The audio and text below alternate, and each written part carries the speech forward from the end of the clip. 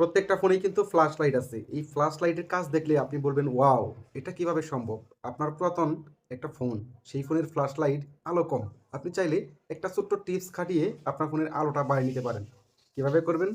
ভিডিওটি অবশ্যই কন্টিনিউ করতে হবে। শেয়ার করে রাখুন, পরবর্তীতে আপনার কাজে লাগবে। চলুন কাজটি কিভাবে করবেন শিখে আসি।